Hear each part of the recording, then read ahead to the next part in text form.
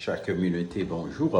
Je suis heureux de vous retrouver ce jour à travers cette vidéo à laquelle je vais devoir répondre à une question d'un membre de communauté qui veut savoir comment faire pour choisir un coach, un mentor ou quelqu'un qui va pouvoir l'orienter à atteindre ses objectifs de carrière. Déjà que d'entrée de jeu, il y a plusieurs personnes qui s'autoproclament coach, influenceurs, etc., sans expérience, sans réussir eux-mêmes et veulent enseigner les autres à pouvoir réussir. Donc, il y a plusieurs critères pour moi pour choisir un mentor de confiance, un coach, notamment. D'abord, il faut que la personne soit une personne qui a réussi dans le domaine de son expertise et qui peut avoir une expérience à partager avec vous. Parce que, comme on dit en anglais, you only take advice from people who have achieved what you want. C'est-à-dire qu'il faut recevoir des conseils de personnes qui ont excellé et qui ont réussi dans votre domaine de compétences et qui ont réalisé ce que vous voulez réaliser. C'est les critères principaux. Mais il y a plusieurs autres critères qu'il faut tenir en compte. Comme je le disais tantôt, l'expérience et l'expertise. La personne doit avoir de l'expérience, de l'expertise dans les domaines qui vous intéressent, vous. Et elle doit aussi avoir une connaissance approfondie et une expérience pratique des guides qui va vous guider à réussir efficacement. La personne doit aussi avoir une réputation dans son domaine d'expertise, dans son domaine de travail, dans son secteur de compétences.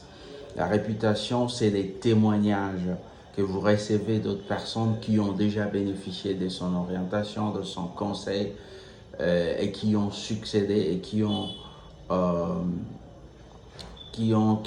témoigné de cela. Donc, en dehors de l'expérience, l'expertise, il y a aussi la réputation. Il y a aussi des valeurs partagées. Si vous avez, vous prenez pour de valeurs d'éthique, pour de valeurs de communication, pour de valeurs morales, et que la personne aussi dispose de ces valeurs-là, de par sa réputation, vous avez les mêmes valeurs, vous le partagez. Et là, au moins, vous pouvez vous approcher ou faire confiance à cette personne-là comme votre mentor parce que vous partagez des valeurs similaires. Et aussi la compétence en communication parce que d'autres coachs ou mentors vous disent pas des choses de manière efficace ou constructive. Donc, moi, je pense qu'un bon coach ou un mentor doit être capable de communiquer clairement, de manière constructive. Et aussi, il doit savoir écouter attentivement et fournir de retours utiles. Un autre point, c'est aussi l'empathie et le soutien. Un mentor ou un coach fiable doit être capable de comprendre les défis que vous avez et il doit vous soutenir dans votre développement personnel et professionnel et doit faire preuve d'empathie et être un bon motivateur. Il y a aussi la compatibilité personnelle. Vous savez très bien que pour que les gens collaborent, ils doivent être compatibles aussi de manière personnelle. Alors, il est crucial que vous vous sentiez à l'aise avec la personne que vous choisissez comme mentor ou coach. Il doit y avoir une très bonne relation de travail. Et la relation de travail ou de collaboration repose souvent sur la confiance et la compréhension mutuelle. Donc, vous pouvez également consulter les réseaux sociaux LinkedIn.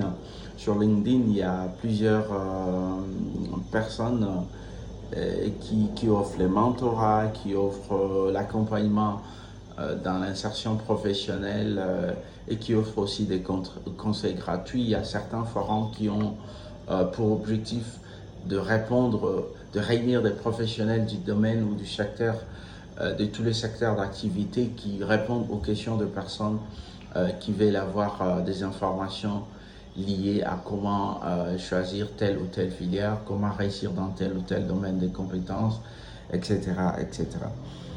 Je vais me limiter par là. Je vais vous remercier pour votre confiance. On va se retrouver plus tard avec une nouvelle vidéo abordant un autre sujet. Dans l'entrée sans, je vous souhaite un très bon succès et à très bientôt. Merci, au revoir.